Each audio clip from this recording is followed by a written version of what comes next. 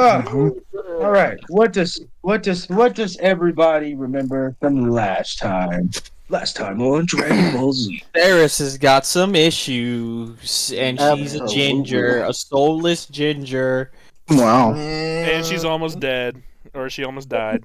No, she almost died, but Tyrum saved the day, and he used his guerrilla tactics.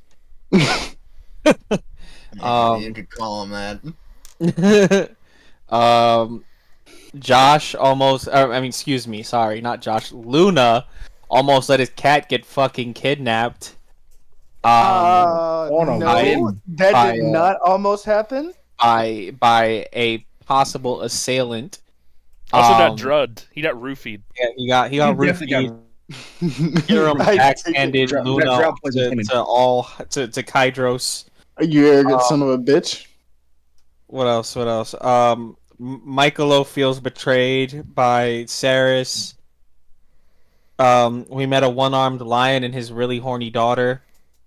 Michaelo also pissed off the lion. Horny. Yeah, he did. Michaelo pisses off everybody.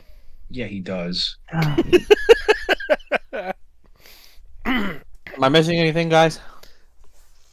Oh, the hooded figure. Yes, left. The assailant escaped. I thought we said that. Yeah. Oh, whatever. Also, Cade and Blevan got wasted in the back of the bar, like trashed. I mean, y'all were just fucking chilling, man. Just shooting the shit. You know, everything happened around y'all. Y'all really weren't paying attention to much until, shit just happened. Until Tyrum sobered me up nice and quickly. Thanks, yeah. Mm-hmm.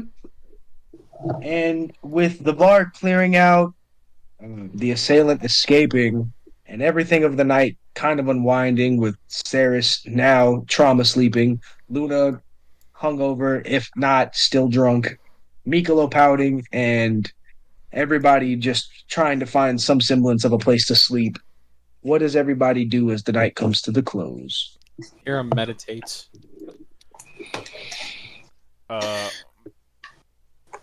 Michaelo is going to run and grab that wanted poster.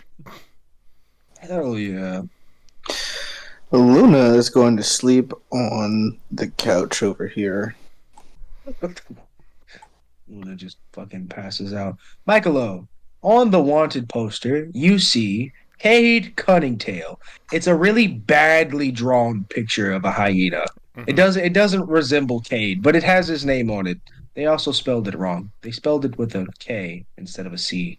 But the very bottom, it says alive. Wanted in 3 territories. Buena Fortuna, wanted in the Isles of Orcs, and wanted in Newest Yorkshire. Anybody that brings him in alive gets 10,000 gold. Okay. And that is what the wanted poster said. Ka-ching. Are there any writing utensils around? You're behind the bar, so you see a feather and a pin over by, or a feather pin over by where Cade is kind of like sitting back to the bar as actually, before Tyrum goes to fucking meditate, he's gonna pull out his book that this jester gave him from Session 0. Interesting. He's gonna read it. You're gonna read it? You don't have to read it because I want you to read it. No, you can read it. Tyrum's gonna read it. Interesting. You do that. You read that book. I'll tell you what it says in a little bit. Some stuff that yeah, Michaelo. Cade's got his back sitting on the ground to the bar as he tried to get the antidote for Luna, and then and then Tyrum took care of it. So yeah. Tyrum is the antidote. Anyway, Michaelo draws a little mustache on Cade, and he draws a little penis going in his mouth, and then he sticks it in his shell. Question? What does a penis look like to Michaelo, who is a turtle? They got red rockets, don't they? Red rocket! Yeah. So it's not only is it a dick on my wanted poster, it's an unrecognizable dick to It's anybody a that turtle doesn't dick. have a dick. There's a little turtle dick on going into his mouth, and then Michaelo puts it in a shell, and then he's gonna go to bed, probably around where the door is, just so if he walks in, that he won't know.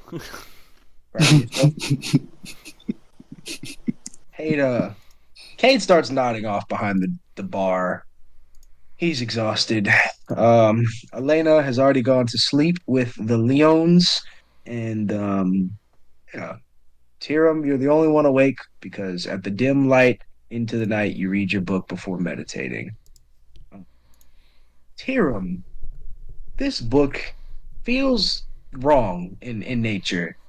The tale of two young gods, a story written about twin deities born on the same night, one of which brought great joy and happiness to the world, while the other one was shunned, forgotten. The story goes on to tell you exploits of these twins as they adventure through Evernorth in the before times, before the races and cities were built. This book seems ancient, telling stories from centuries ago. The two main characters are Ra and Q, and Rod. that is how they are referenced throughout the entirety of the story. I can definitely get you more information, but for now, that's what you take away from the book.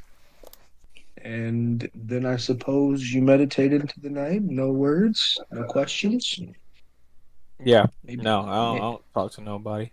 no. Tyram just reads his book and goes to bed. All right. Mm-hmm. Figured he'd have more questions. For whom? I don't know. But and such an eventful night full of trial and error comes to an end. And with Blevan being hungover, the bar doesn't open the next day. Um, Hiram, you would have been the first to wake up. Um, what do you do when you're done meditating? Hiram checks on Ceres. Ceres, how do you think you would have slept after that night? Probably fitfully, not that well, and I think they're kind of like they're like they're certainly like I don't think they'd be like up super early, but um not well. Not well. Alright, Hiram, well then Taram's gonna go after making sure she's still breathing.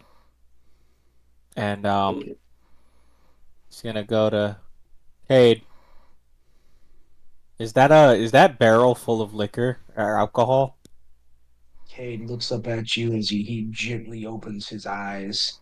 He didn't ask Yes, that question. I was asking you, DM. yeah, it is. Is Cade sleeping under the barrel? No, he's a little bit to the left of it. Gotcha. Okay. Well then Tira moves the barrel so that way it's over Cade. Yeah, huh? And then he opens the spigot so that way some alcohol drops on his face. When you go to open the spigot, roll me a flat d20 actually, just to see how lucky you are. Not very lucky. That's a 4. As you turn the spigot, a couple drops of the barrel on the counter sprinkle out onto Cade's nose, as it was a long night of drinking, seeing as Cade bought everybody rounds. The barrel is empty. Hiram then nudges Cade's shoulder with his boot. Cade looks up at you, Tyrum, at the slightest touch. And what can I do for you? So bright and early. He holds his head. Ah, that's how that goes. His tail kind of his tail kind of fletches a little bit. And he looks up at you. Yeah, Yeah. What can I do for you, friend? We never finished our conversation. Your buddy Dutch talked a lot more than just his love interests. And what did he say about that love life, if I might Said ask? we're not talking about the love life. We're breezing past that part. We've already Cade, established this canon. Cade, Cade groans. This is the part that I wanted to talk about. He crosses his arm. But what do you want to talk about, my friend? I mean, who is his love interest if that's what we're gonna talk about? Cade's ears perk up, his tail starts wagging. Do you actually want to know, or are you just fucking with me? Because it seems like you had other questions. Well, I have a million questions, but I'd rather get to know the full story about everybody since I have to work with them. Cade pokes his head up over the counter. He quickly dashes his eyes between Ceres, Luna, and Michaelo, and he looks back at you. Yep, yep. All of you got weird past. All of you. Ah, where do we start? He taps his chin. Dutch's love interest. She's a bitch. Next question. He looks so content with that answer too. Like that is the he's been waiting to tell somebody she's a twat missile for like 10 years now. Hiram, Hiram leans on the counter. That's all you have. That's all you have on that. For right now, we'll circle back to that. But your more pressing questions, if I suppose we should get out of the way. He holds his head. But before you start pounding me with words, do you mind grabbing me a water? No. I see. So you want the best of answers. I gather. Yeah, I do. Aid looks up at you so disappointed. All right. Question number one. Uh, More of a statement, really, but he wanted Ceres to kill somebody for him. Mm. He stops for a minute. He looks at you. Well, I don't think it's me, but I've been wrong about that before. Can't rule that one out. Says it's someone who holds something that he needs. Listen, my last genuine interaction with one Dutch van der Linde, uh, we parted ways after a job. The man's an artificer. He wants a lot of things for a lot of reasons, but he started dabbling in weird deals with people, and I tried to distance myself from somebody so vile. Well, Hmm. whatever this item was, he must really want it because he was offering no interest on a long-term infinite payment. Dutch doesn't care about the money. He cares about the deals. That's- From what I've gathered over the past few years, he makes deals with people so that they can power whatever machine he's been building. Though I don't know what it is because, getting close to Dutch means usually death. And I like my life. That being said, him cutting a deal about money doesn't surprise me. Well, you know about the deal. I know about Ceres's deal. Yeah, he's saying he's not gonna do back pay or take interest and allow an infinite window of payment for her.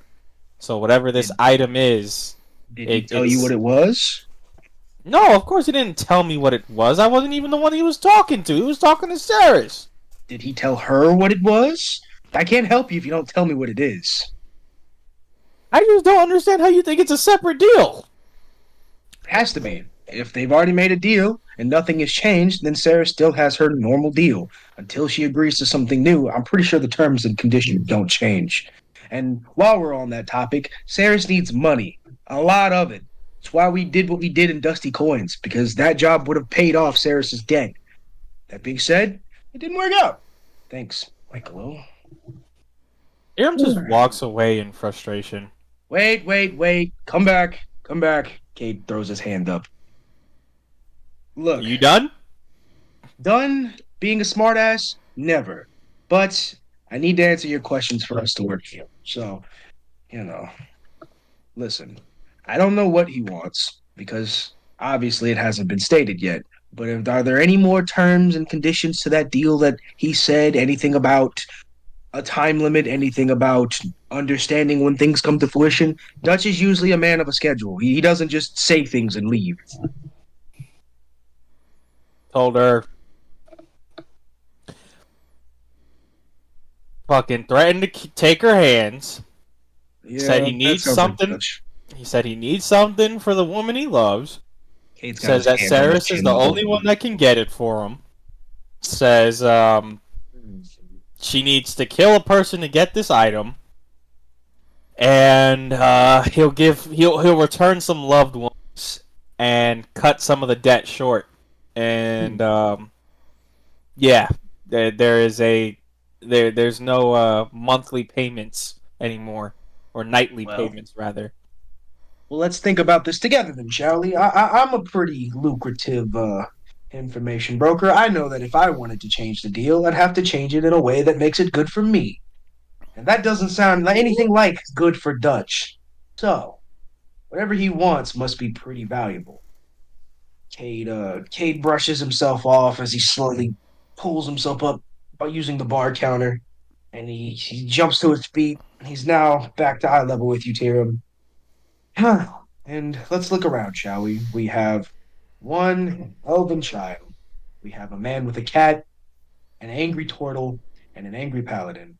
Which one do you think has something valuable? Because you all seem pretty. Cade stops. One of you seems pretty useless to me. But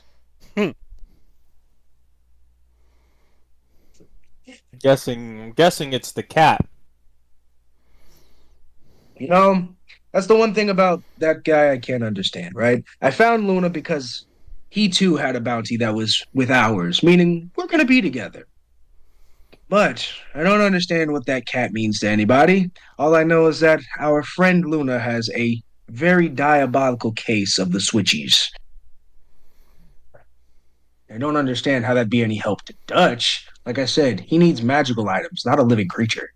Unless his love interest wants it, but I don't know where she'd want it either. Last time Living I creature heard, full of magic. Cade stops and looks up at you. Living creature full of magic. What do you mean? His head tilted to the side. He is very invested. Well, if I'm a gambling man, and I'm not, Luna's got something that's not physical, forcing him to turn into a tiger, or allowing him to turn into a tiger, or whatever the fuck that beast is. Oh, Cade he like brushes you off. It's lycanthropy. It's a disease. I don't know how he caught it, but usually it's born and passed on. I imagine he hasn't been a were-tiger his whole life, but that's neither here nor there. We'd have to ask Luna more about how he feels that happened. But personally, I don't want to pry into that guy's past.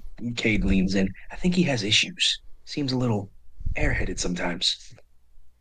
Airheaded as he may be, your fate, and coincidentally my fate, have us all intertwined in this situation. So, Hmm. might help you to get to know the guy before he ends up possibly dying for something. Fine, but I'm not going to do this by myself because I'm not good at making friends, as seen by the turtle. Cade jumps over the Bart and stretches.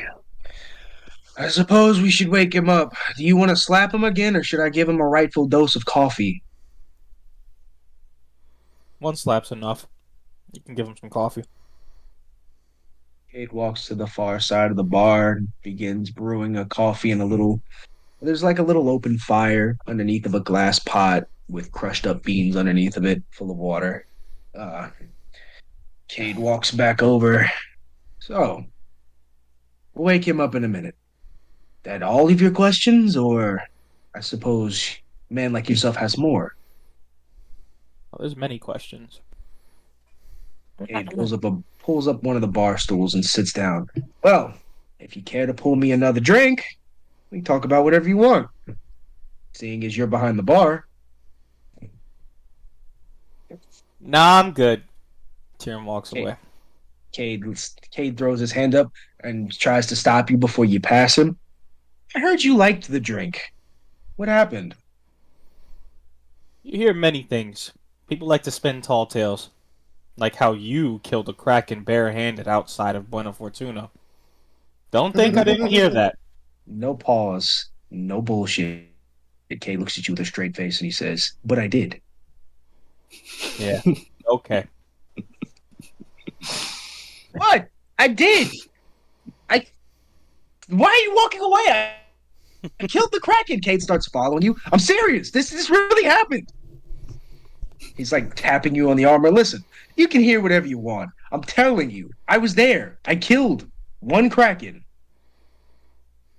Sure you did, Cade. And my mother was a and my mother was a dragonborn. Cade stops, looks at you. Okay, so now you have jokes. Cade begins pouring a cup of coffee into one of the empty bar mugs that was left by one of the patrons last night. Jokes. He's making jokes. See, knew you had a sense of humor under all that armor.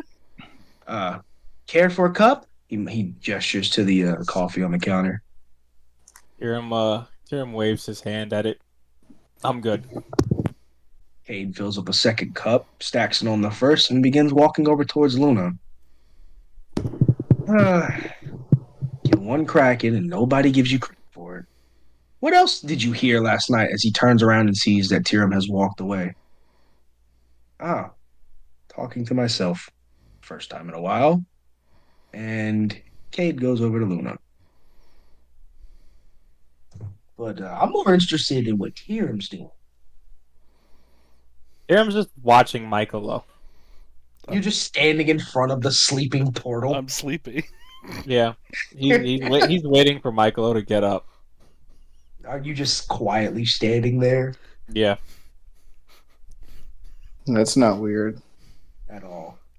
At all. Michaelo kind of like rolls over to his other side. Cade puts one of the cups of coffee down by Luna's sleeping hand dangled off the couch. And then he quickly motions over to Ceres, who he sets the other cup of coffee down for on the step. And he crouches down, he inspects Ceres, who was just asleep.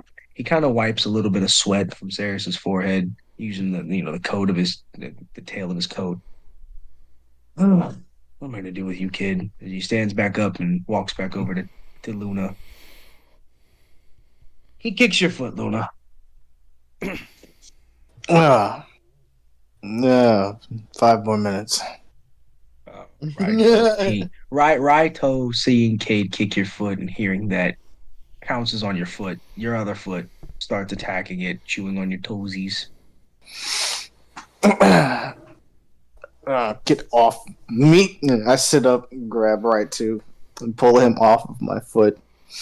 When you pick him up, he gives you a little, his body hanging limp, and he looks really content with the fact that he just did that.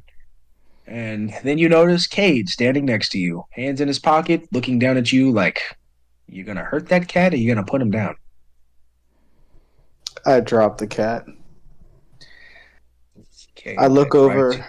and I see the cup of coffee. Is that for me? Yeah, I'm not much of a coffee drinker myself, but I figured help with the hangover. I don't have much of a hangover considering it's mead, but I appreciate it. No, wasn't talking about the alcohol. The drought poison, that stuff really washes hard out of your body.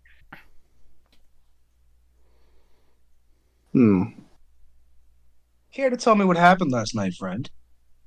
Cade crouches down at the side of the couch.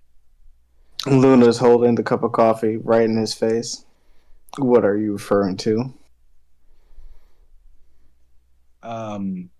Well, Sips the coffee. You were drugged. Somebody tried to run off with your cat, from what I'm gathering? Do you remember anything about this woman? Oh, no, not much. She just wanted She wanted the cat, and I told her no, but I told her she could pet it, and she did. And Cade cut you off, and that didn't seem weird. No. A lot of people want to pet the cat and have, so it's pretty common, it seems. Yeah, but said people don't usually drug you, am I right? Well, I didn't know she drugged me, so. Hmm. Kay just looks at you and shakes his head. Look, I'm gonna come out and say it so that things aren't weird. When did you start changing? Was it from birth or something a little more recent? You know, I was thinking to myself, I had a feeling I know who's responsible, but I don't know Yeah. exactly who they are. I just What? remember one of them saying, what was it? You'll be one of us soon enough, something like that. Hmm. And then I stomped his skull. So you've always been a bit of a fighter, huh? Uh, Something like that, yes. What's the deal with the cat? All right, Kate, I'm gonna keep it real with you here. Yes, we're Do you leveling do because do you I've do won you your. do you bel- do you really believe in gods? Of course, I believe in Hmm? gods. I All believe. right, so my god Velcana came to me and told me I needed to find this cat, and this cat is special. I don't know what they did to this cat. I don't know why this cat is special. I just know that I was charged with protecting it by my god Valkana, whom I slightly resent right now. Well, the last time I had heard of anything dealing with Valkana, we talked about. Hmm, who was it? Cade like looks off in the distance for a second, 1,000 yard stare, and he snaps back to you. Yeah, no. Last time I had heard anything about Valkana, um, they said she had a small following somewhere up in the mountains by Dead End, but I never took the time to go up there and find it. Is that where you're from? Yes, Maybe somebody from your village will be able to tell us what's the deal with the cat then, huh? there are no others. What do they do? Luna takes another sip of his coffee.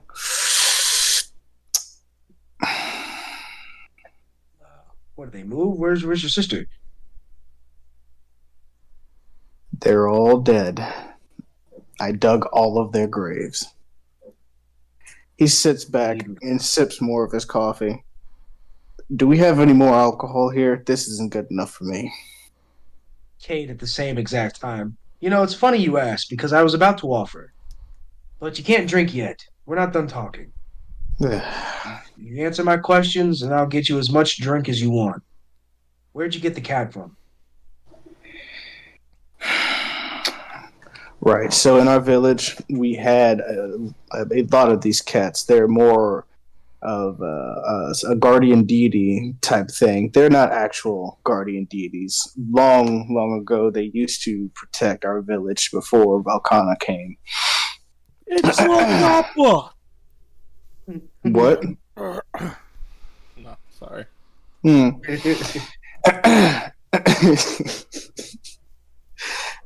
And I lost my train of thought. I'm so sorry. Where was I going with this? Cade looks at you. So the Smilodons, they protected the village, and then you found Velcana Oh, in right. what? They used to protect the village, and their power started to wane.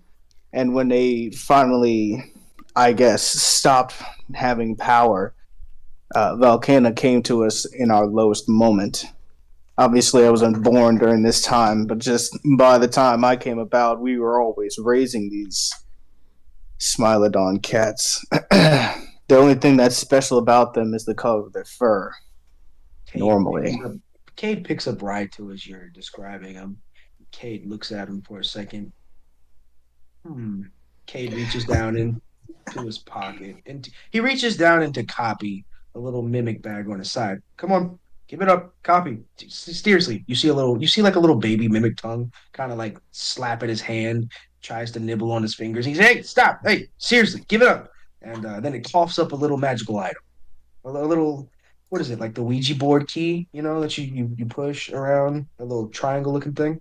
Uh-huh. Hmm. Yeah. What is that thing called? Does it? I don't know, but we know what you're talking about. Continue. Cade dries it off on his coat and he puts it to his eye while holding up Raitu. Hmm. Well, your cat certainly has a good amount of magic in him, but other than that, I don't see anything special. Slides the thing back in his pocket. Well, I'll tell you something that's pretty interesting that I've noticed about him since I've picked him up from the lycanthrope place. He's chill to the touch if you hold him with your skin. Wait. Run that back. Lycanthrope place? What are you talking Oh, right. So, I didn't always have the cat. When I about? left on a little trip, and when I came back, everyone was dead. He interrupts you right there. Everyone's dead. Did this trip involve, I don't know, violence? No. Well, I mean, I'll get to that. Hmm. Cade sits on the couch next to you and he crosses his legs, crosses his legs. All right, I'm interested. It's been a while since I've heard a good bit of lore. Luna looks at you and just stares at you. Fucking lore. Yeah, it's what I like to call people's stories. Mm, Writing Fine. lore into lore. It's crazy. So after I discovered my village, like I said, I dug everyone's grave and I left and I just started wandering until Valkana came to me in the middle of the desert and told me that I was getting close to something very important and told me that it was a special guardian of some kind. I don't know. Again, I just know that I was charged to liberate it and protect it. What I do with it from that point forward, I don't know. Which is why, as you can see, I let it do as it pleases for the most part. He's listening to your story and okay, look, I'm gonna level with you. We first met in Dusty Coins and I spit you a quick lie. I won't lie to you now because it seems like this is all gonna be a little more deep than I'd expected. Originally, I wanted to sell your bounties and make a bunch of money for Ceres. That's not gonna happen.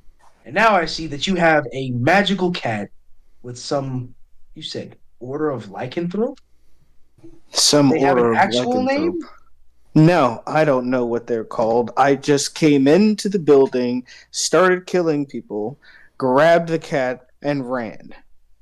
And then got stabbed by a guy and told me that I'd be one of them soon enough. And then apparently I turned into a tiger randomly. Are you But you know, telling me someone in the world managed to turn lycanthropy from a natural born disease into something spreadable? That uh, sounds horrible. mm, yeah, Cade looks tell me about it. down at the Cade looks down at the cat. And I wonder where you play into all of this. Why would an order of were people need a magic cat? I can only imagine the wonders. Oh God. Cade picks up Raitu by the back of the hair and starts marching away with him. Luna I'll be Luna back. looks at him. Hey. Where are you going with my cat? Kay looks back at you. Oh, now you're worried about where somebody goes with your cat. Just I'm stay pretty there and be my. sure someone told me that I should keep a good eye on it, and I'm not gonna let him walk away with a suspicious character like yourself. Kate is taken aback. Me? Suspicious? After all we've been through. I mean, yeah, we've been through a few things, but I really can't shake this feeling that you're shady. More shady than the wonderful woman you were speaking with last night? Honestly, she was very polite compared to the person who left my door open. He said you can't take care of the cat.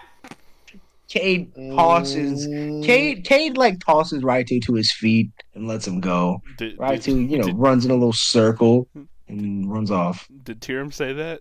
No, Tyrum didn't say that. Oh, okay. Tyrum can't hear the conversation. Michaelo was about to do something. As Cade puts Raito down, he calls back to you, Luna. So, if I might be so bold as to asking, things are starting to slide into weird places, but I just need you to be honest with me. What do you hope to accomplish by the end of all this? What I hope to accomplish by the end of all this, assuming that we're all still alive by whatever shady thing you have us going to go do, I plan on I it. would like to cure my lycanthropy and be far, far away from this. Well, I'm sure at the rate things are going, we'll see what happens. He turns around and starts walking towards Cade or Tyrum. Oi, Tyrum! I think you may be right, but I got more questions for you. He stops just for a moment at the bar to grab what appears to be a bottle of an almost half empty. He grabs a bottle of water, but it's in a mug. Fuck all. Grabs his mug of water and starts walking back towards you, Tyrum. As he sips the mug next to you, you hear a very slow,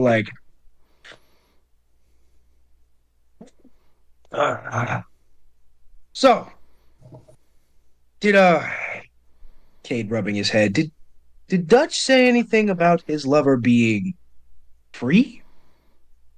No, not that I can recall. You kind of hear Michaelo go, "Za." Cade looks down at you sleeping peacefully, Michaelo. He looks back up at Tyrum. Don't judge me for this. And he trips, air quotations, over the rug and spills the water on your head. He really just threw it over his shoulder, but you don't know that. Michaelo just rolls over to his other side and still acts like he's sleeping. Tough sleeper. All right. Cade sets the mug down beside him. Well, I suppose that if Dutch's friend, Zafina, is away from the last place I knew she was, then we might have bigger problems for the world. But let's just hope that's not the case. You got a name for that lover? Zafina. She's a Yanti. Very Tekken. you guys call me suspicious. That woman's more suspicious than suspicious. And for some reason Dutch has always had a weird thing for her. But last time I heard she was trapped up somewhere tight underneath Dead End. Dead End, huh? I haven't been there and I don't even know how long. Michaelo finally goes, "Are we finally going there?" Cade looks down at you. No, we still have one more place in the swamp to stop by before we head to Dead End. Cade So looks what up was at I Tyrum. right about, Cade? Seems like you might be onto something with the whole cat thing, but I'd suggest not bringing Ceras into the loop yet. I don't need her making any rash decisions. She just wants to help, but Well, God, the deal's off as far as I know. well, that's good. Dutch because was more than displeased that I showed myself. yeah, he doesn't like audiences. How did that go, by the way? Can you just give me a little bit of an inkling on how you got the drop on Dutch? Or how did he get the drop on you? Tell me everything. Dutch. Cade, Tyrum slowly just cocks his head towards Cade. And just looks at him with the like, really? Really? Like that's the face he gave him. Michaelo kind of looks up cheeky, like, does this have anything to do with last night? Cade looks down. Aren't you supposed to be sleeping? Aren't you supposed to be, standing on your 2 feet? Cade looks down at both of his 2 feet. I am, in fact, on both feet right now. Do you want to fight? Like training? No, not like training. Because I Something hate a little training. rougher. Hi, I'm Goku. No, not training. Something a little rougher. Something that really gets the blood pumping. Enough, Yeah. kids. Cade rolls his eyes. Yeah, like you said by the bar, we're all gonna need to get to know each other a little bit better, anyways. Better off to let us know, everybody know what we're up against. But I'm okay with turning Michaelo into turtle soup now if you still want to keep things secret. Tyrum looks down at Michaelo and looks back at Cade. He says, to answer your question, I got the drop on him, and I'm not going to reveal how. That's fine. You don't have to tell me how. I'm sure Ceres is gonna have a lot to talk about when she wakes up, but that's gonna be a different conversation. Cade actually looks really sad at the moment. And he looks down at Michaelo. Michaelo, can you can you keep things quiet for just a little bit till we get everything figured out? Michaelo kind of puts his hands together in a ninja symbol and goes, "I'm a ninja." Mm, You know? You shouldn't worry so much about Ceres. It is genuine, but she is one of the more loyal and stronger ones of this group here. And Yeah. Tyrum kind of pats Cade on the shoulder, and then he looks down at Michaelo. You know, it's good to see that everybody else can see what I see in that kid. He looks down at Michaelo as well. So, what are you here for? What do you need out of all of this? Trying to find my brother, you know, the huge. Right. Your brother.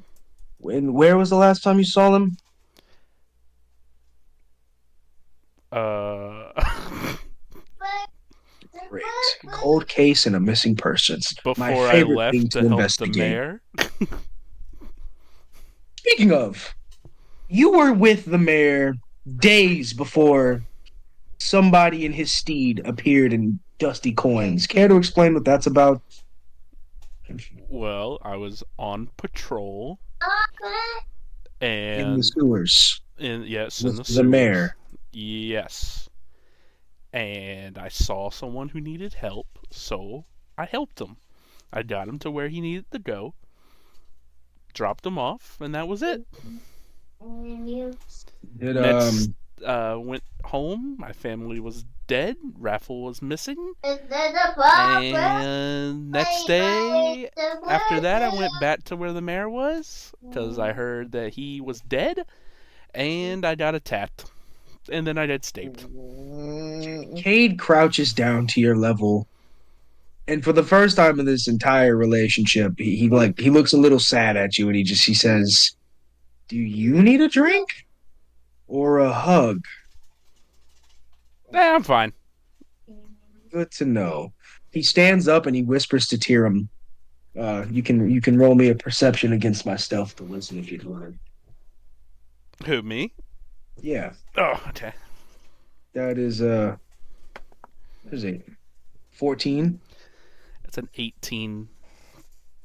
Yeah, Plus two. Cade whispers over to Tyrum.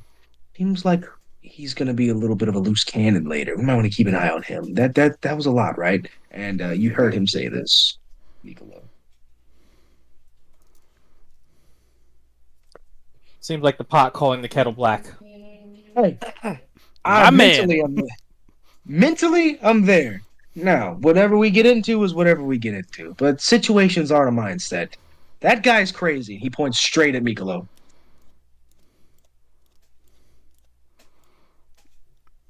Tyrum looks at Cade. You are a swashbuckling, overgrown hyena who truly believes that he killed a kraken with his bare hands. My, We my, have we my- have a tiger man who no one even really knows what the fuck his story is, and his Also Trump. magical god cat.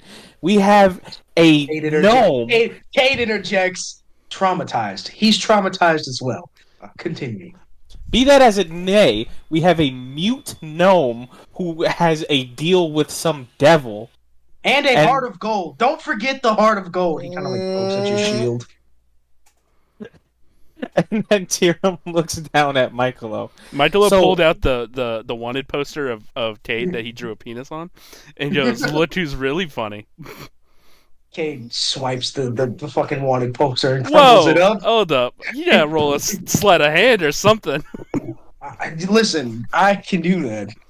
Oh wait, my son has my goddamn phone. Give me a Hmm. second. Sounds like power imbalance. Power imbalance. Is it? Is it? Power to the people. Revolution. People to the power? I am the I am the hype. What do I gotta roll? Do A you stealth? live A in dex? your own world?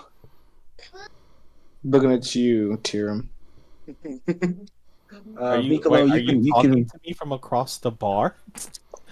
No. Oh, okay. Are you talking to me? You talking But, to me?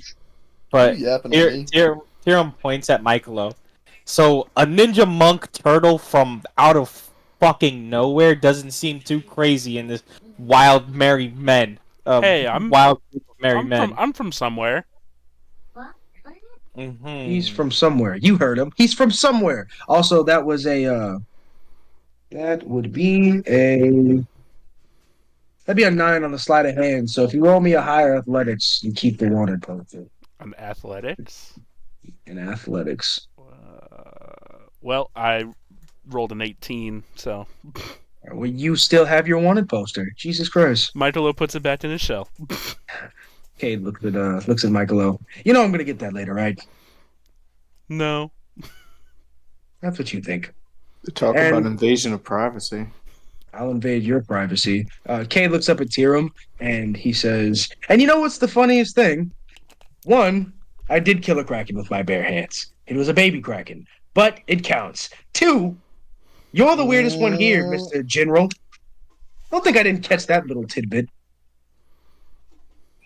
Tyrum rolls his eyes. So what? I was a general. The military's no more. Yeah, a general for one of the biggest church states in all of Evernorth. I'm a Buena Fortuna local. I know who those guys were. I know who you are. And frankly, I don't know who you are. Cade sits down on the green little couch thing right here. Then ask away. I love sharing stories about myself. That's my favorite pastime. What do you want to know that would make you trust me any more than me being a knoll anyways?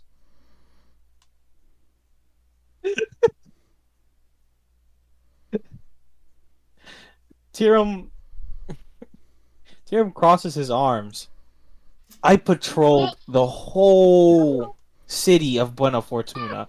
I spent countless hours with as many of the orphans and all of the lost who entered. Because I was once lost. I knew what it was to not have a home and not know my purpose. And I have never encountered a knoll.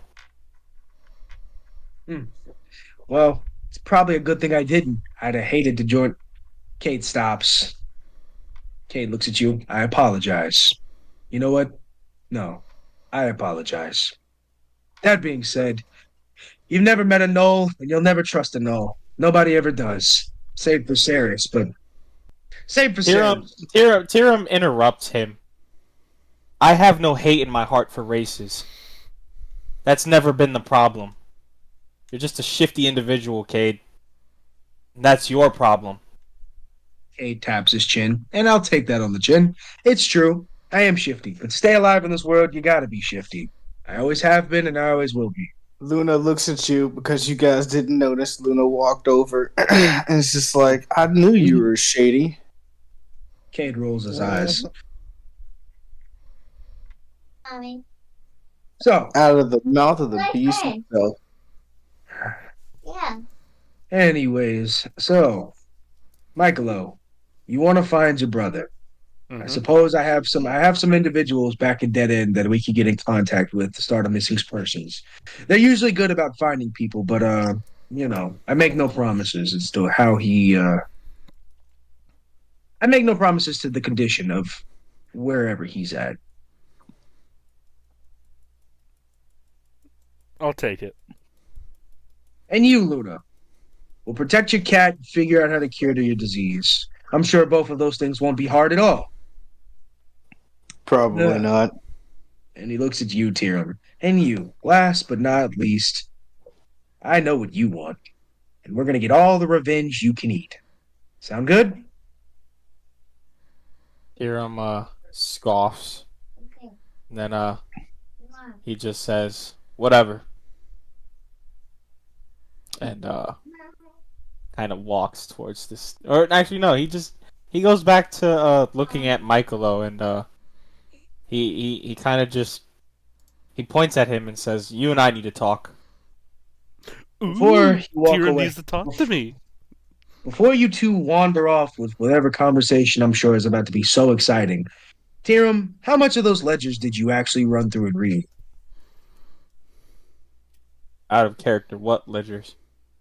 The ledgers from the church of where Dimitri and the ones that Michaelo stole.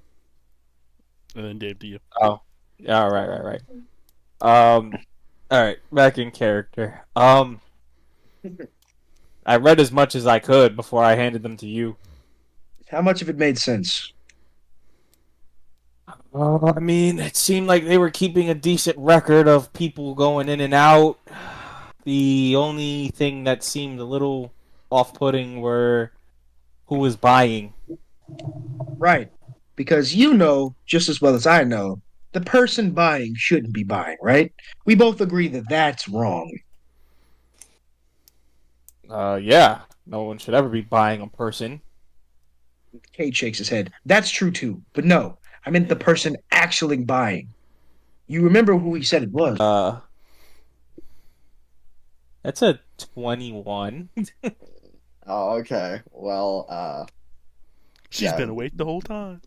the sort of stealth, not really, is certainly below 21.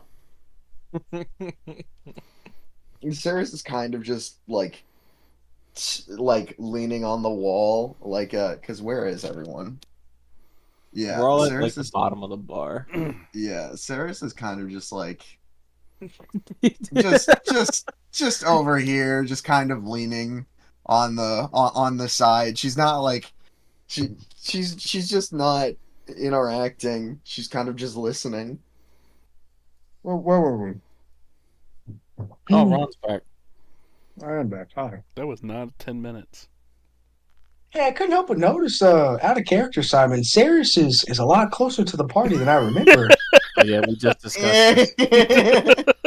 Yeah, Tyrum noticed. We'll see if Oh. anybody else does. Well, my passive perception is an 18. Does that get me anything? Yeah. Does my passive perception do anything? It's a 12. No. Can I roll? Yeah. Yeah. Yeah. That's a 13. No. Also no.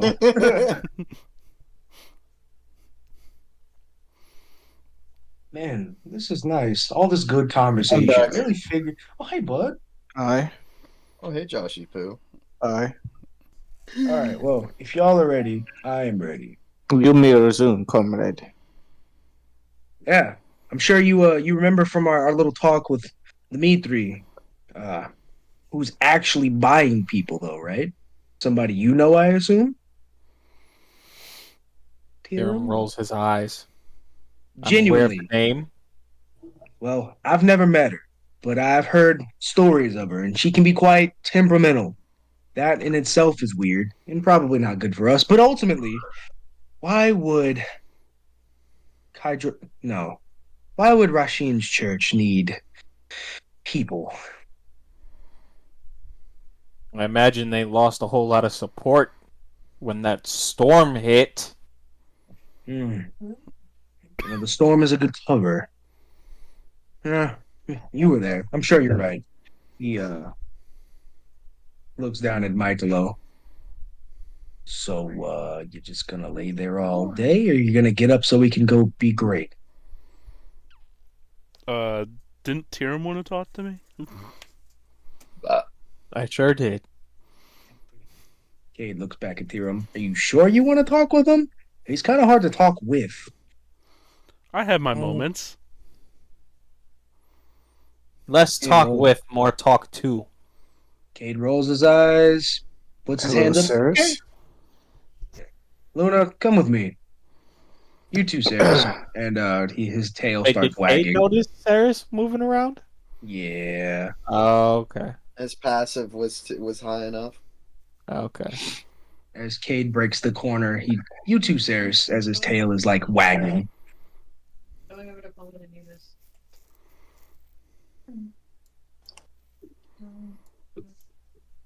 So are we going outside or? Tyrum just looks at Michaelo again. What happened last night was not my fault. I did what I could to try to prevent Ceres from getting hurt. Michaelo kind of looks up with his eyes closed and thinking.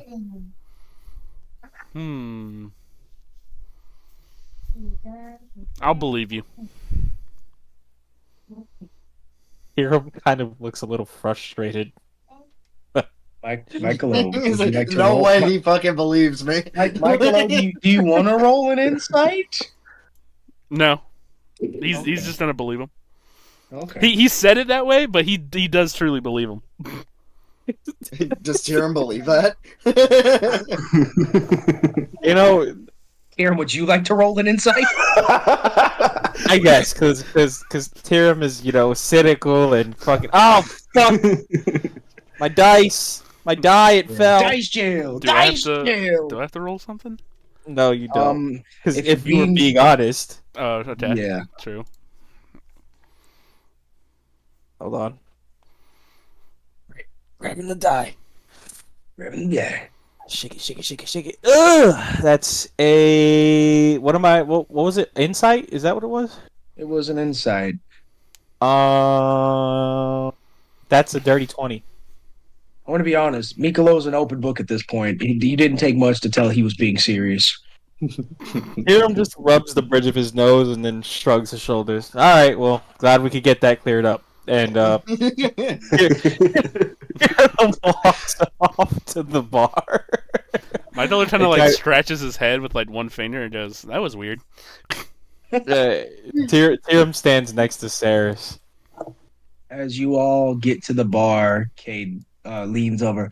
All right, kid, what do you want for breakfast? We got squirrel surprise in the back, or I can try to whip up some I Pizza? think what humans call them? No, Damn not it. pizza.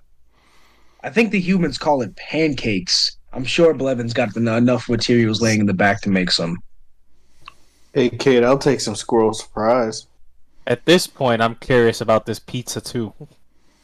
Yeah, well, I've only ever heard legends of it. I heard the stuff Michaelo is as kind of fake as it comes. slams his hands on the bar and like peers his head over Luna and goes, "What'd you say?" Tyrum says, I may be regretting my statement, but I said I'm curious as to this pizza, seeing as it makes you this way. Michaelo then runs over to him and goes, He's trying to play it cool. I could show you maybe. Yeah. Tyrum just nods. Cool. Cade cuts in. So squirrel surprise for everyone, or What's pancakes? this what is this pancake thing? What's it made out of? Bread. Eaten with sap from trees. Is it crunchy? Nah, usually fluffy and soft. I'll try the pancake. Cade glances back to Ceres and he raises his eye at you and he mouths, "Breakfast?" Ceres looks very tired and very just a little bit, not like completely shell shocked, but just Part of it. unhappy, and nods her head. Cade goes in the back. All right, give me a second. Y'all all hear rattling. You Can we get some sound effects? Grab some pots and pans, starts throwing it around in his own kitchen. Yeah, you hear pots and pans clanking. You hear what sounds to be a fire lighting. You all smell something burning. You hear a little fuck, and more pots and pans clanking. You hear a couple slammings. Luna looks over. You guys think he's okay back there? He's Cade. He's fine. Hmm. Also, added character, Michaelo thinks of Tyrum as his best friend as well. just so everyone's keeping track. All right. It's like all you gotta do is ask about pizza. Yeah. As the uh as the burning smell kind of fades, you all smell a sweet scent creep out of the back room.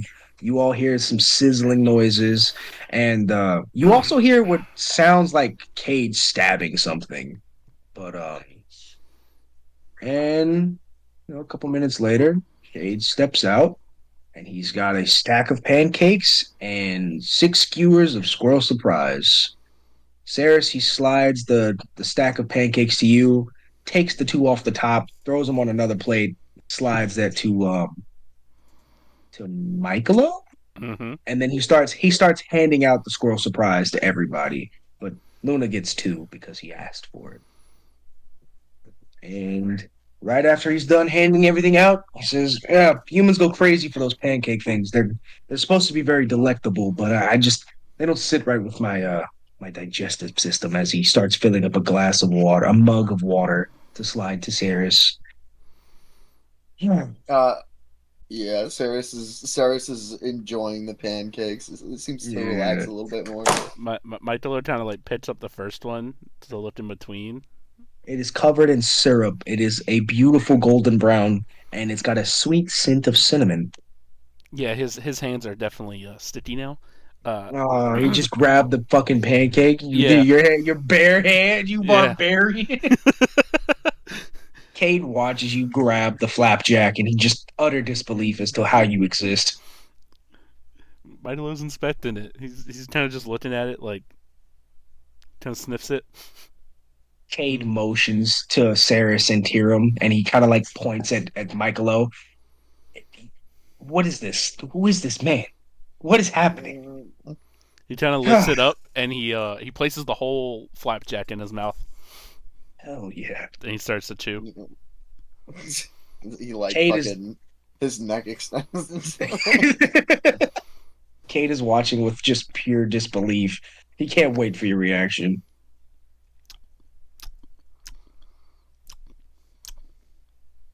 Well, What's up?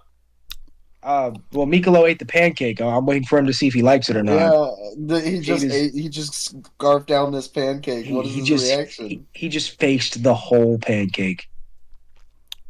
He kind of looks at Cade. Were these poisoned? No, the only one getting poisoned was Luna. Cade. Luna's he's eating his first skewer and he's halfway done with his first second one. And he looks over like, Yeah, Mountain Man himself has the digestive tract of a steel box. He looks back at Ceres and Cade leans on the table. All right, kid. You know, it's time. We need to talk. Ceres nods. Cade puts his hands up though. But finish your breakfast. No rush. Finish your breakfast. I'll talk to Blevan anyway. So you enjoy those pancakes, kid. He circles the counter, he puts his paw on Ceres's head, gives the bells a little jingle, and he walks off. The party notices a couple of skeleton waiters kind of around the bar, cleaning shit. Just different things going on. But Cade heads up to where Blevan and Naria were sleeping. Hiram points at Ceres's hand, and how's your hand doing? Ceres takes a look at it and frowns and takes out her board. I I thought it could have been a dream, but I guess not. It's fine. It's fine. Hiram hangs his head in shame. sorry I couldn't do anything about stopping that doll. Thank you for trying, Tyrum, but no one can, no one can stop him. I've, I've tried. I,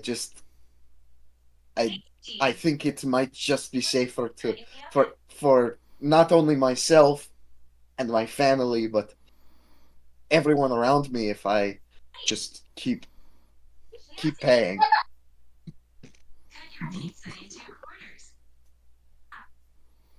Uh, What? What? Sarah's, What? yeah. What? Why? Why is this doll doing this to you? I What? made a I made a deal. I didn't believe that uh I didn't read the fine print. I I got too excited over something that was too good to be true, and I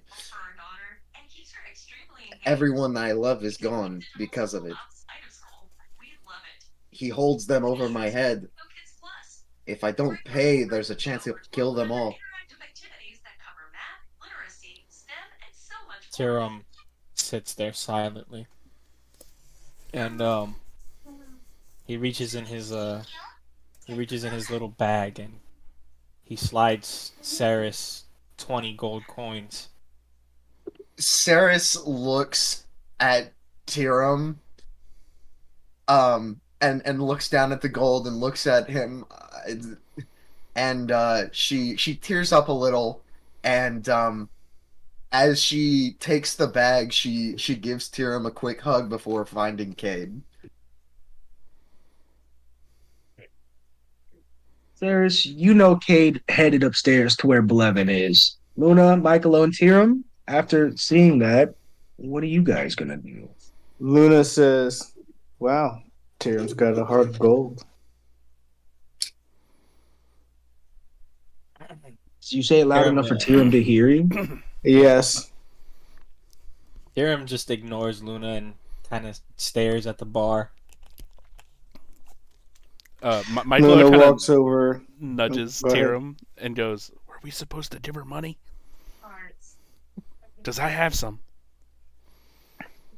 Do what you like.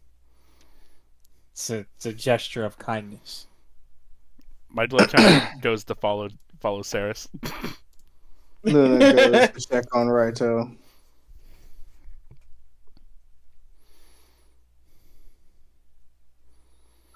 Uh, Alright. Ceres There's is walking towards where Cade is. Ceres, you enter the upstairs room and you hear Cade and Blevan not arguing, but just talking kind of loudly. It sounds like everybody that was upstairs is awake. You hear traces of Narya rattling around, and Elena. You hear Elena. Elena comes down the stairs, passing you first as you walk up. She kind of bedhead all over the place, and she's still yawning as she steps past you, and she's "Good morning, Ceres." And she gives you a little squeezy hug. Kate is right up there, and she like half one of her eyes is still closed, so she just woke up. Um, and I'm gonna go find some water. She looked like all that work yesterday is heavy on her child soul, as she Ceres seems pats her on her exhausted. back. You did good yesterday, kid. Uh, I I I don't meet many people uh in your family position that work so hard, and you should be proud of it. She gives you like a little rosy derivative prose, and I couldn't have done it without you, Ceres. Ceres pats her on the back and continues walking upstairs. Elena runs down. Um, as you get closer to the top of the stairs, you hear arguing. No, no, I'm not doing that. I refuse. You didn't tell me that you were bringing that child into my room, into my bar, into my sanctum. You didn't tell me the depth of. And as soon as you get to the door, Ceres, you see Naria like slowly stepping out of it as she closes it behind her. I I wouldn't go in there right now. They don't seem too happy. and she quickly jets downstairs. Ceres is going to open the door and walk in. As you No, walk no, wait. in, Wait. No, I think Ceres is going to pause for a second and let him finish the sentence about well, so they're obviously talking about Elena. Elena being a target for the Bootstrap gang, right? Yeah. Okay, Ceres is just gonna walk in. She knows what's up. As you walk in, you see Cade and Blevan screaming at each other really loudly without it seeming too aggressive. Um, Look, I just need Cade cuts in. I just need you to watch her for a couple of days while we go investigate something. It's a lead to something that could be worthwhile. And I need the money, Blevin. And for all of my plans to work out, you know I need the money. Blevin stops. I don't care about the money. We got out of that life after it cost me my arm. And here you are trying to bring me back. I'm not doing it. I'm not watching the kid. Uh, Cade retorts. It was that same arm that would have been still attached had you listened to me. It's not my fault, and you're gonna forgive me for it. Damn it. And he looks at he looks at Ceres as you walk in. I he straightens himself up. He fixes his jacket. He pats himself off. He snaps his head back to Blevin in a more calm voice. Consider it for an old friend. Think about everything I've done for you. And he walks over to you, Ceres, and he pats you on one of your shoulders. Come on, kid. We gotta talk. All right. Blevin just scoffs in the background. Ceres looks over at Blevin, um, and and writes on her board, if not for Cade, then do it for that sweet child. She has a hard life, and I'm sure you've encountered many people and with who have lived hard lives, and I'm sure your life has been no cakewalk. Uh, she wants to try her best every day. She just wants to live. After he finishes reading this, he doesn't say anything, but you notice his face gives a soft shift. Cade opens the door and gestures for you to follow him out. She follows. As you walk past him, he leans in. Damn, kid, when did you get so philosophical? That was beautiful. As you follow Cade down the stairs and out of the back door. I guess Michaelo keeps following. I As know Ceres is Sarah not steps out, noticing. as as uh, as Sarah finally steps through the back door, Cade sees Michaelo standing there. All right, me and the kid need a couple minutes alone. I'll address whatever stupid questions you have next, but seriously, a moment. It wasn't stupid, and Michaelo walks back inside. Cade closes the door after you walk away. It was probably stupid. He snaps back to Ceres. What Ceres looks a little bit guilty when he walks back in. what what happened last night, kid? 1 second you were bartending, and I was getting belligerent. The next, you were unconscious. Uh, Ceres just writes on her board. Um, she says, I I missed payment, and the puppet decided he was going to remind me of my debt. Um, Ceres, he, you know, Cade listening in a very, thinking gesture. Ceres, do you remember when we first met? You fell unconscious at my feet after trying to rob me. Do you remember? of course, And you slept for 3 days. yes. You never had to pay back on that. Do you want to know why? Because you paid for me, of course. I'm ever No. so grateful. Cade puts his hand down. No. What do you mean, Didn't though? I didn't pay for it. I put the doll in your bag of holding. It just seemed to, after the first night he screamed and the doll reacted, and I wasn't exactly sure what your deal with Dutch was. So I did what any sensible adult would do. I turned the alarm clock off and I stuffed it in your bag of holding. You're telling me that he does not notice that he's not getting paid if he's inside of my bag of holding. Sarah Cade kneels down. Sarah's I don't think he cares about the money.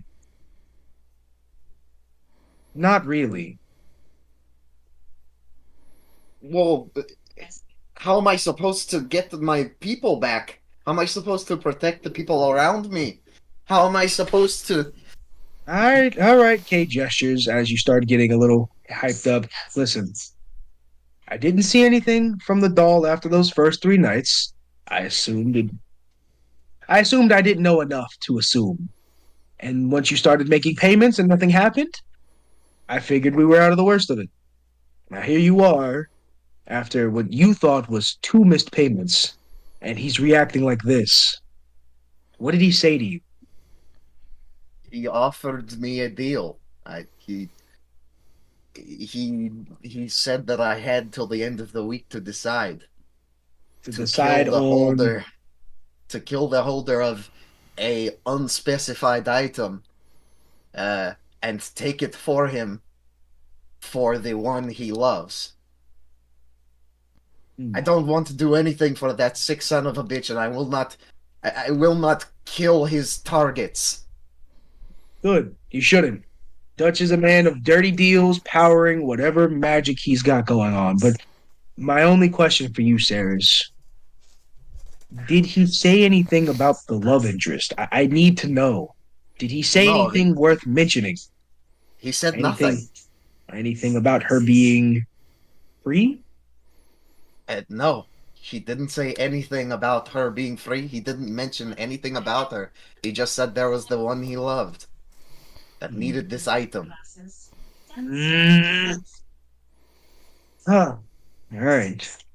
Well, I'm not gonna force you to do anything, but I'm always up for a good job. Cade looks like he's got an idea brewing. Mm.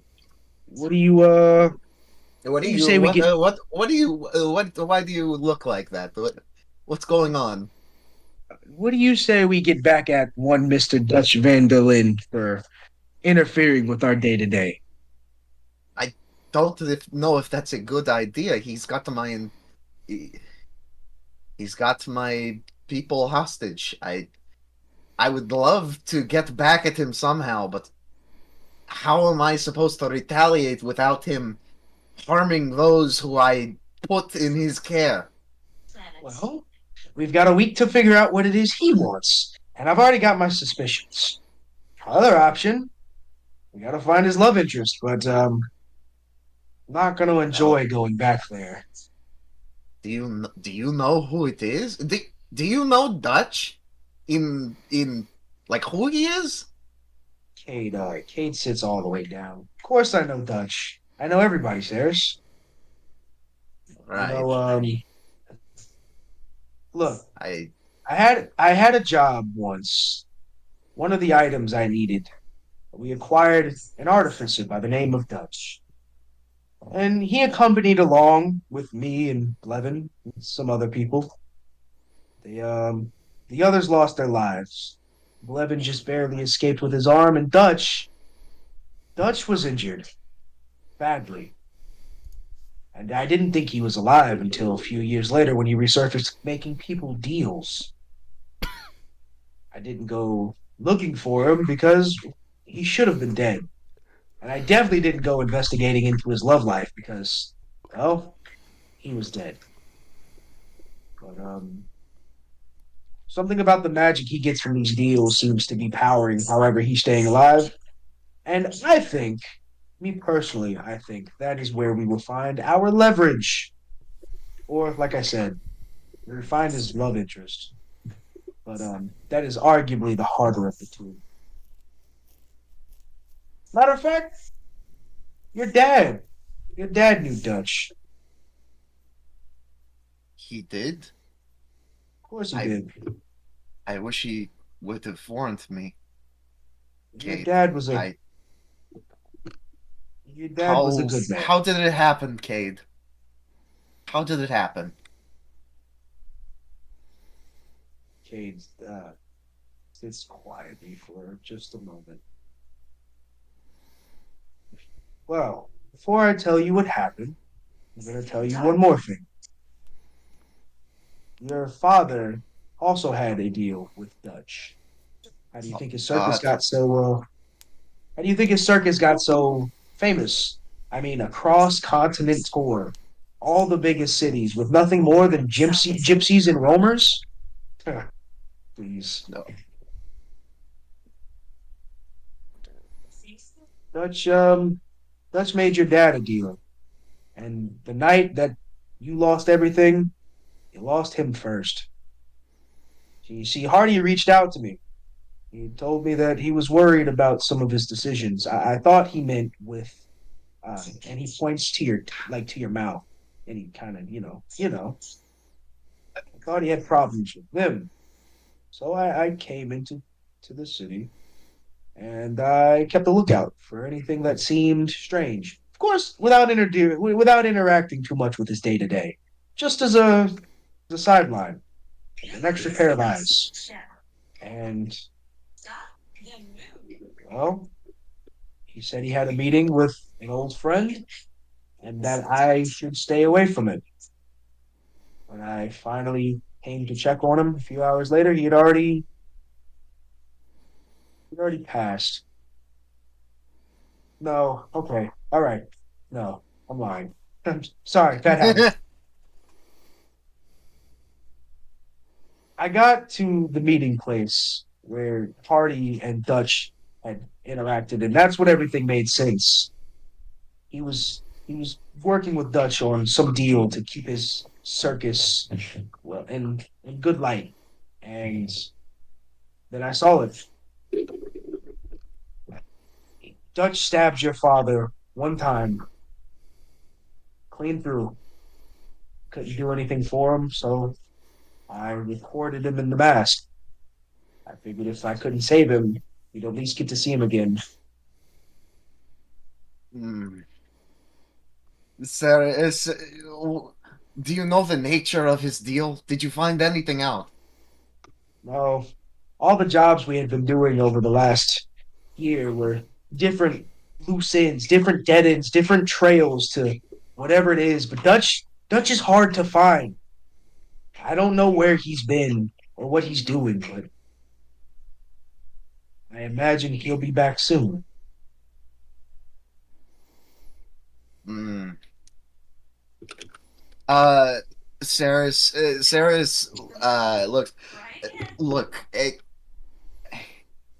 let's find out. You know who this one he loves is, correct? Zafina. Her name is Zafina. Uh, do you know where this person is?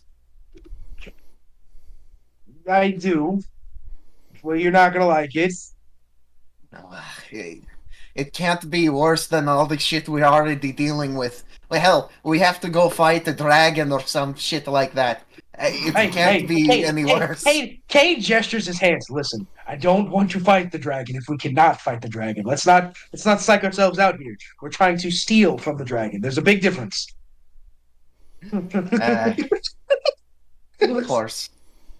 Probably. Oh, hold up. Romeo, did your mom call? Hold up, guys. I'll be right back. My son is very mischievous. I am sorry. It'd be that way sometimes. Straight up ignored his mom. She's out there having a panic attack. She's been out there for fucking 10 minutes. All right. Mm, How to grow up. Yeah. Ceres. Where were we, Ceres? so this Verna, where is she? Zafina. She's Zafina? under. Yeah, Zafina. She is underneath She's underneath the Lich King's castle. They call it the Under Hall of Here. They call underneath it the Lich King's castle. Cade. He gestures. Dude, hold up, pump the brakes. It's like a memorial. It's where all She's those. dead. I thought she was dead. Um, last time I checked, she was buried away there. But You're telling me this motherfucker Dutch is fucking corpses? Hey, I should have known. He's creepy enough. a whiff of neck, a Oh, whiff his of necrophilia. I'm sure. I'm sure Dutch is. Dutch was always kind of a weird guy. I mean, if you want me to be honest, he didn't talk much. He always stayed to himself. Always tinkering away. I can only imagine what he's been up to the last couple decades. you know, I wish you told me you'd known who Dutch is earlier. I've been spending this whole time thinking he might have been some uh, devil or deity of some kind. I Um, just, I, I just figured it'd be best if you didn't know. One, because, well, look at me. I'm not exactly the most trustworthy. I figured if I told you I knew who Dutch was, that would cut everything. Hardy you're was right.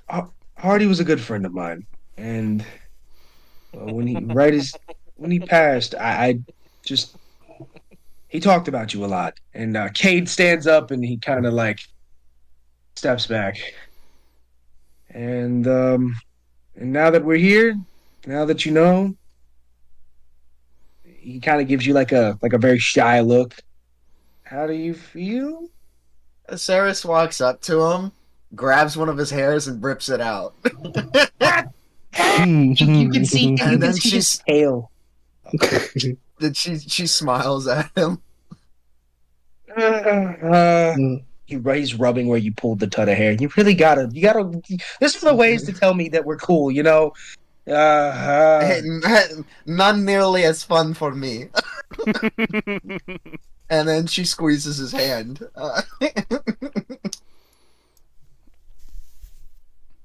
uh, he looks down at you as you squeeze his hand, and I could still eat you. That was always an option. I could have just ate you.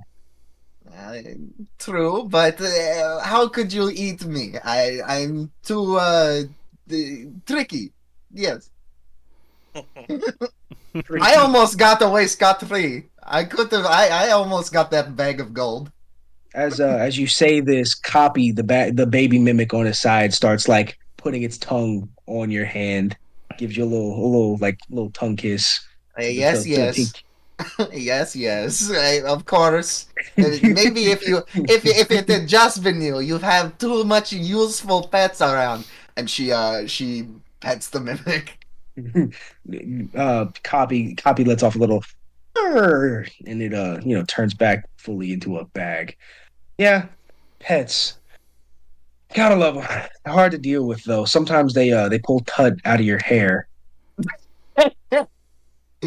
Sarah silently laughs, and so next stop to uh, get get the Everfire, and then possibly checking out the Lich Castle.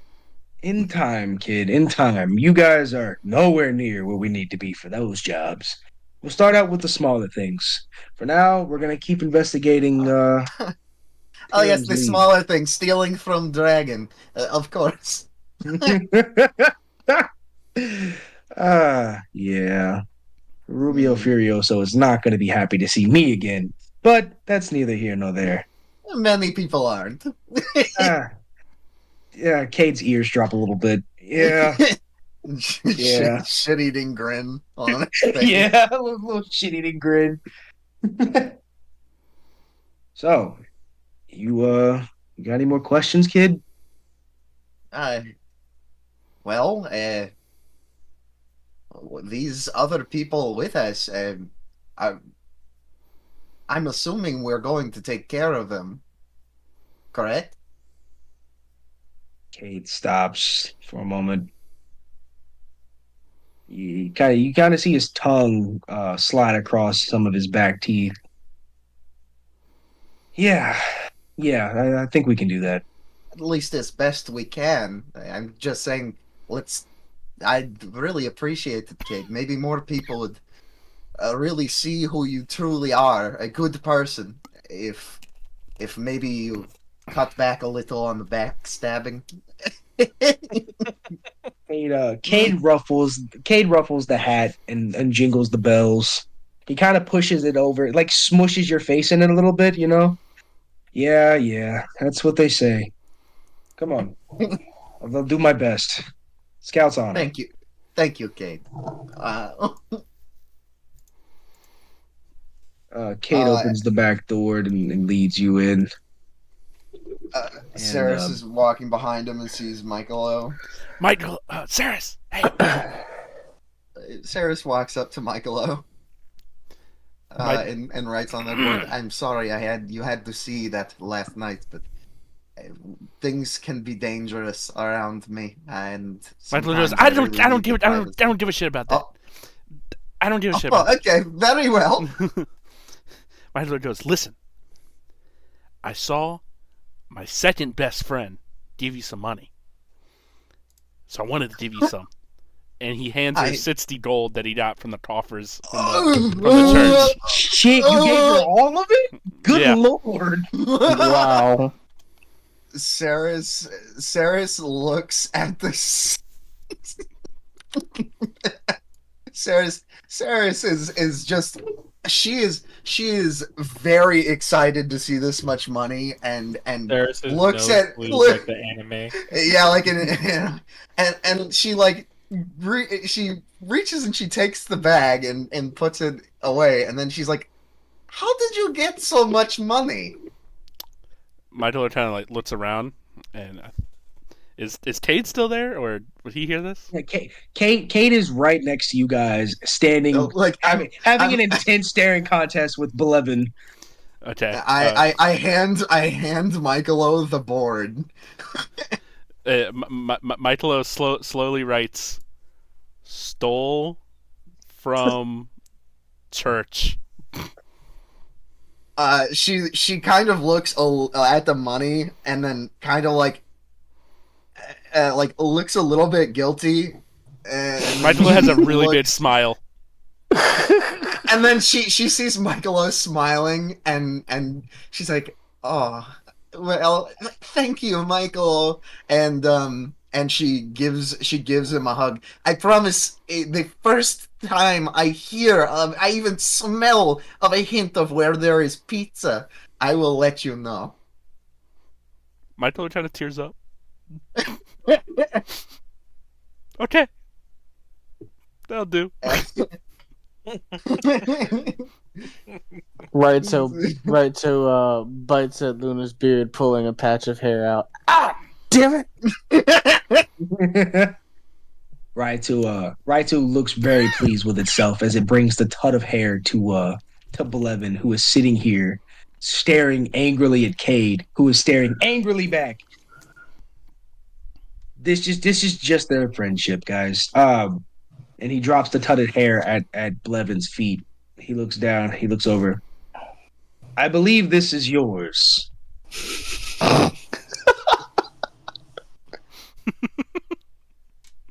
Wow. He looks over to Ceres. And you, small one.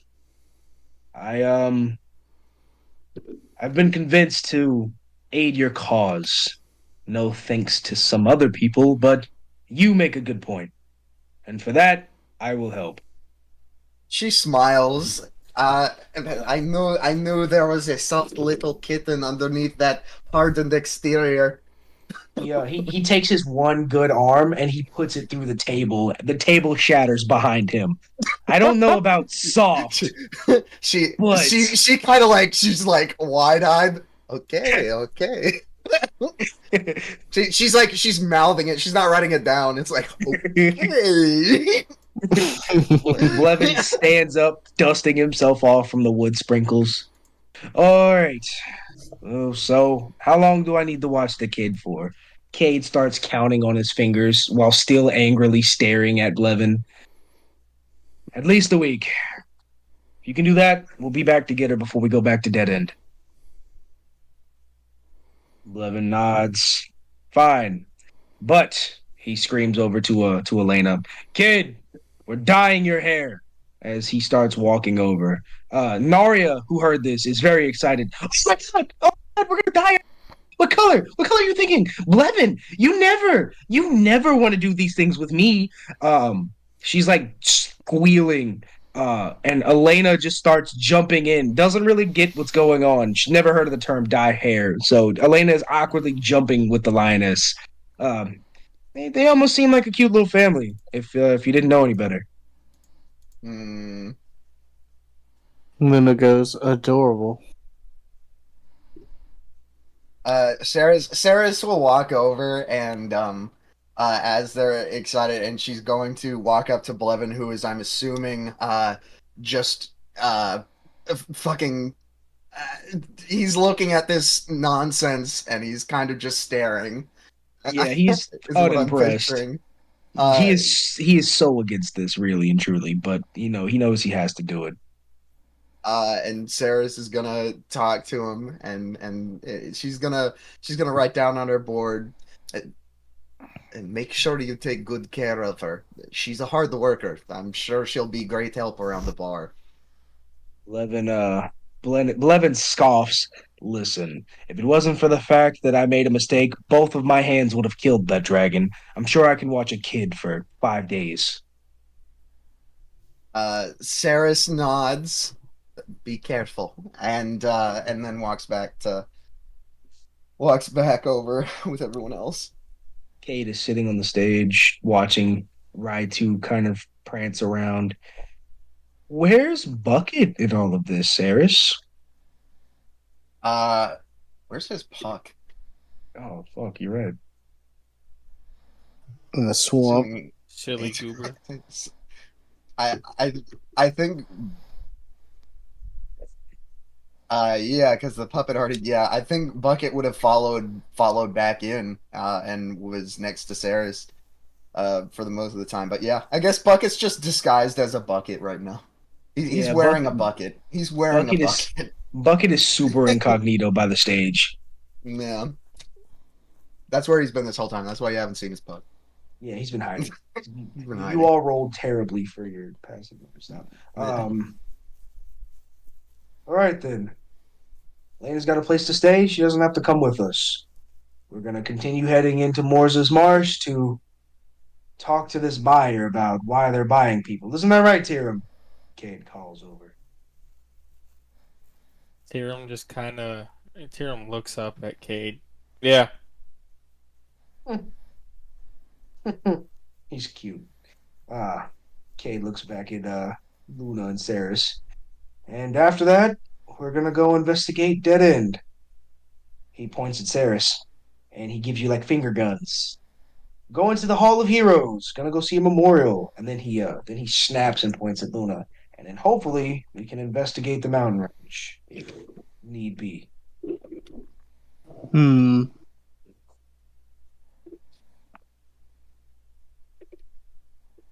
So that's Dead End for the Hall of Heroes.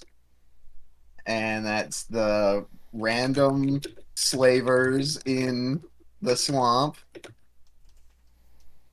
Yes. And then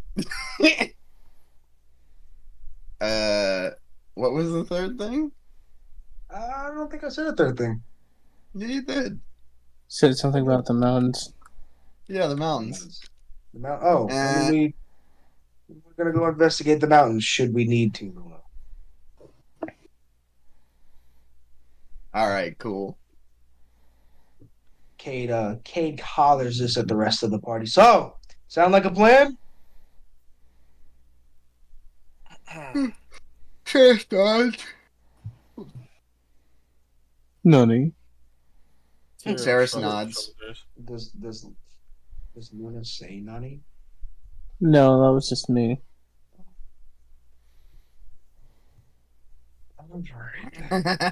And at the end of all of this, Cade looks at you, Ceres, and he says, "Well, before we do any of that, I'm exhausted." And he just flops back onto the stage. You guys do whatever you want for the next couple of hours. I'm gonna lay here and attempt to feel better. Uh, Ceres nods her head and immediately starts taking a bunch of scrap metal out of her bag of holding. She takes the like some components from the golem arm she has, and she starts working on Bucket. Nice. Hiram pulls out his journal and begins to uh sketch sketch an item. Mm. Luna's gonna meditate. Um, DM, how does that moss look now that I'm like working on Bucket again? You notice that there's more of it, this time growing in more magic enhanced places. The So it's core getting has, closer to the core. yeah. Ceres pokes it when it's closer to the core. You poke it and you notice one of Bucket's 8 legs twitch. Okay. All right. Ceres kind of just shrugs and thinks to herself, maybe this will be interesting.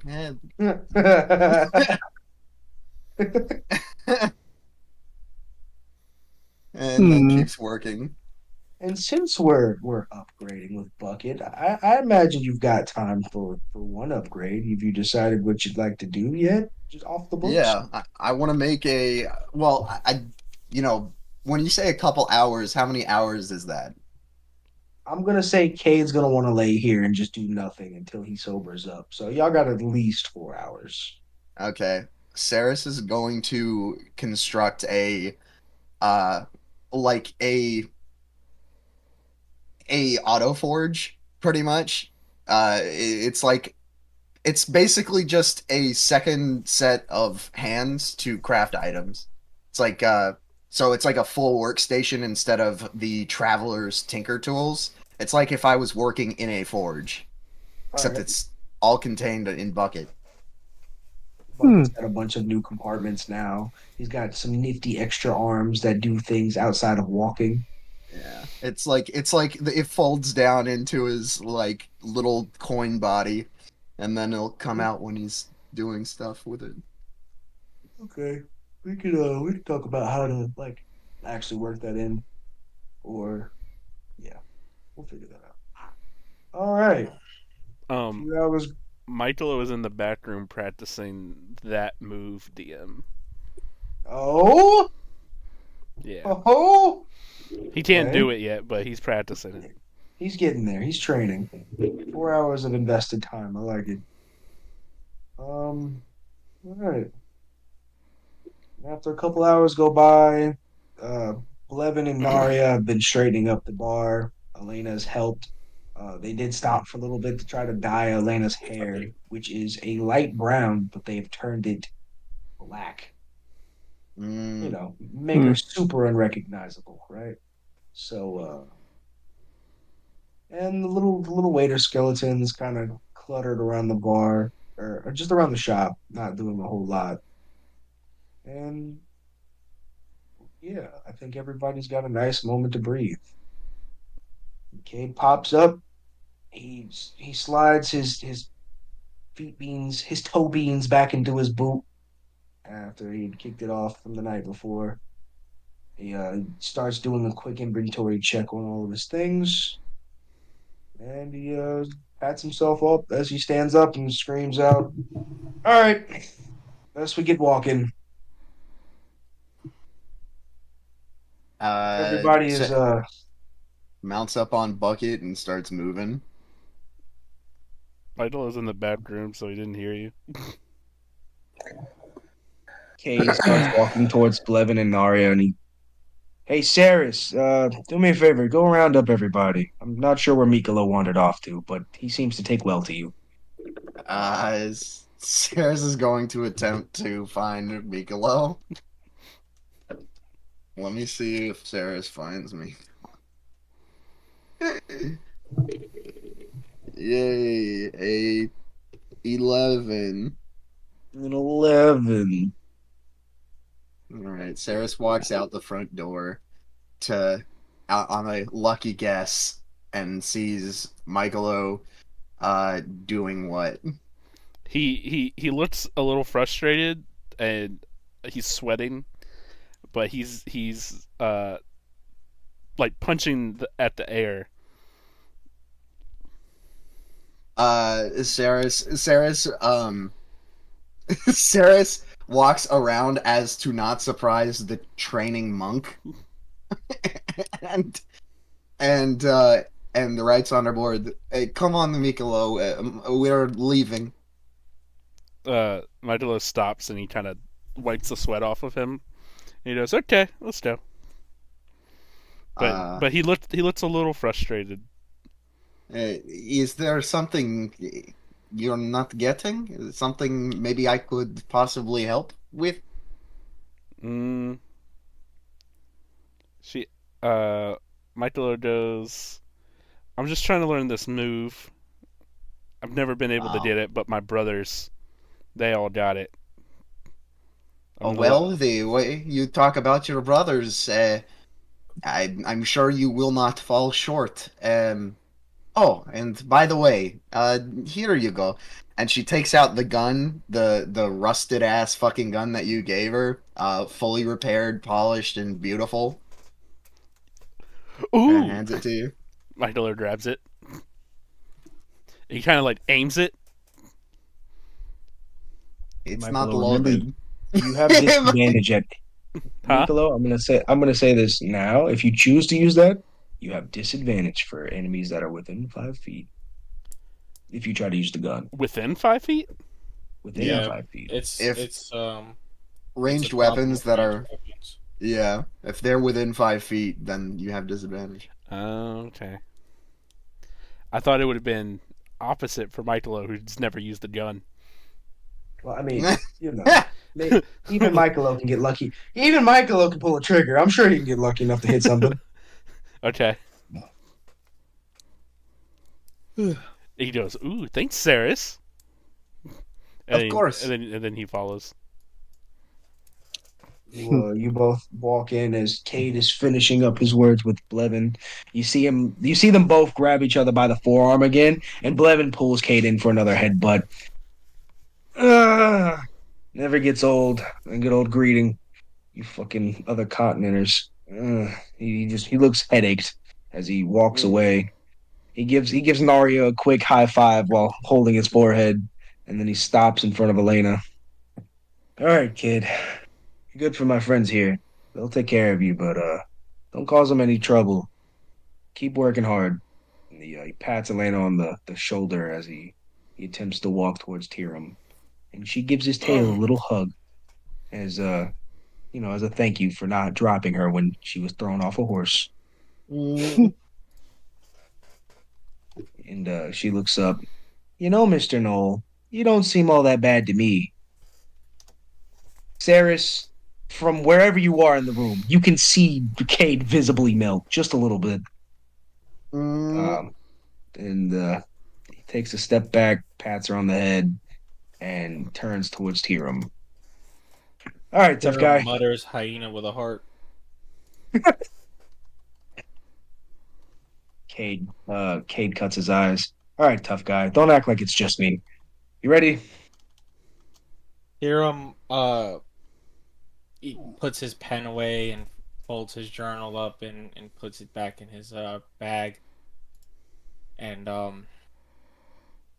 he puts his bag back on his person, and he walks up to Elena, and he kneels down to her, and he he bows his head, and he says a prayer for Kydros over her,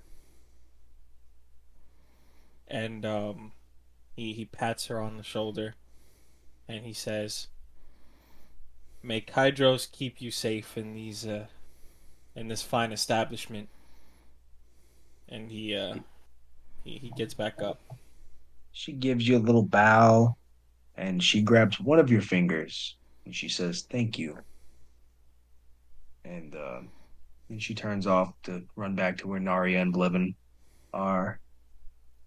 Cade muffles under his breath. I'm not the only one with a heart. Mm, Tyrum just shrugs. Hmm. All right then. Tyrum also thanks Blevan for the drinks. Blevin puts one of Blevin puts one of his arms up, and His only arm. his only arm. And he Not a gives you stump. a not a stump, gives you a thumbs up. Come back. We have the best drinks in this side of the continent. That is until Frank carries us back to somewhere else. But I run a fine establishment. He looks very proud of himself. Tyrum nods his head. Tyrum's like, I hope to never meet this guy again. mm. All right then. So let's get this next part over with. I'm sure it's going to be exciting. Is everybody ready? Yeah. And like that, we're going to leave the downpour. Cade says his final goodbyes to his old friends, and as he's walking out, he stops and he looks at Michaelo. You should give me the wanted poster now. I think it's needed here.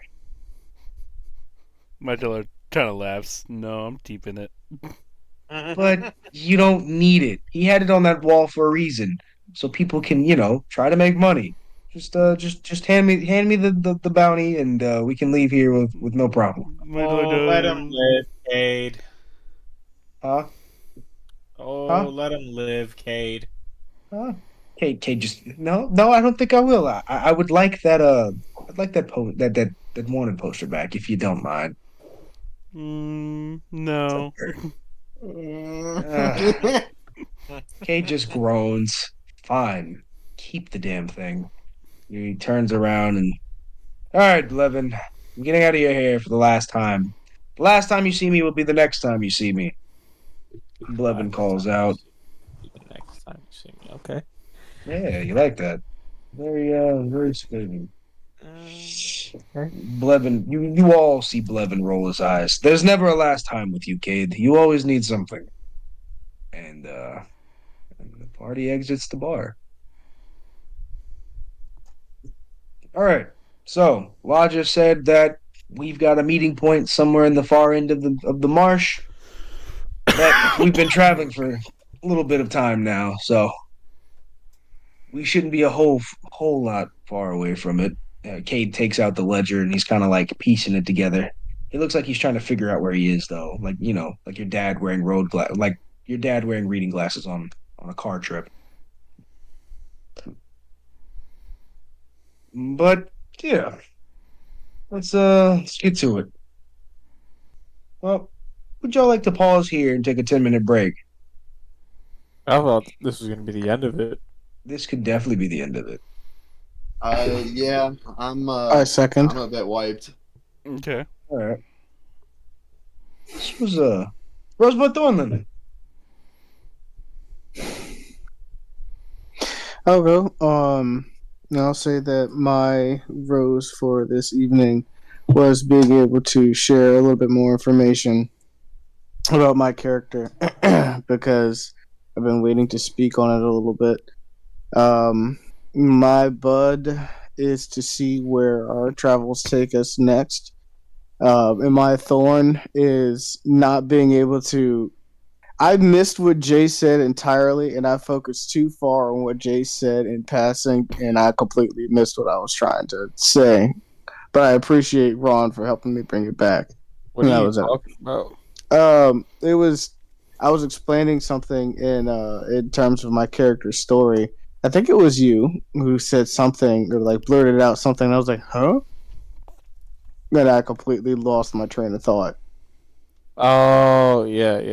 Yeah, but that's it for me.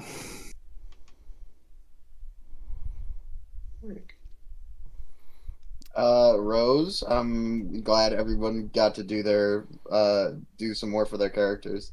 That was very enjoyable listening to that. Rose, Ron, thank you for running another session, of Of course, as course. always. Um, Rose to uh, creating a situation where we were able to do that. I think that was it's important. Rose for everyone giving Ceres money. This is awesome. Um, uh, uh, Bud to seeing what the hell the conditions of this deal apparently are very they're not exactly what is as written down. There are loopholes apparently. And I don't know if Ceres can test that without getting some more information. But we might. We'll see. Um, but yeah. Um, no, no thorns. I think solid, solid. I'll do it next. No thorns. Uh, Rose to getting the gun back. Hell yeah! I can't wait to use that thing when I get ammo. Um, Bud to uh, what's gonna happen next? Because there's like a couple of things that we should be doing. I'm excited for all of it.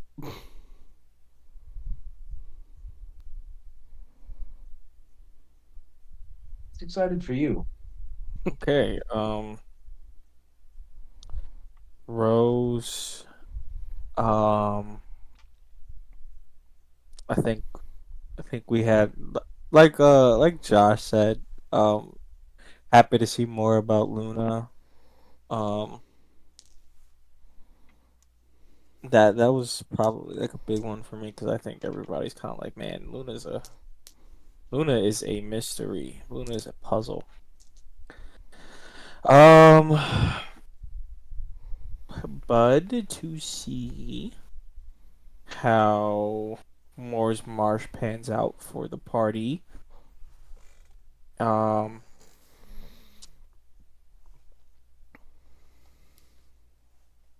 I guess I don't really have a thorn.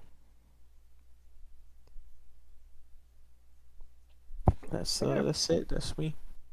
Well, gentlemen, as always, thank you for being here. Biggest rose of the night. I love it when we all get together for this. um Rose to everybody to talk, like really getting in and talking about their characters' backstories. Everyone was a little skeptical at first, but I think all of you got into it with characters I think you would have reasonably shared stuff with. So that just shows that the party's growing, getting closer.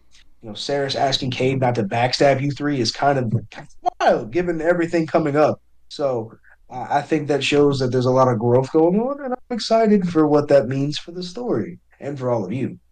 Um, Rose to,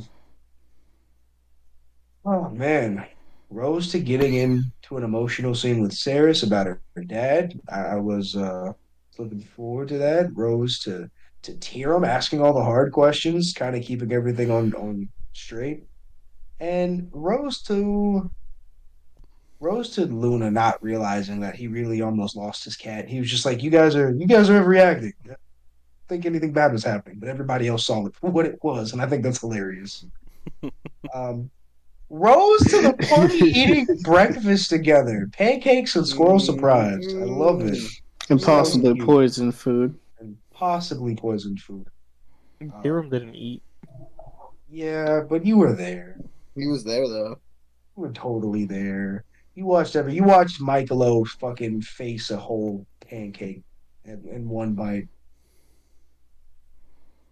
Um, but for what happens in the marsh, I've already got the next bit of this arc planned, and I am excited to see how you guys handle everything.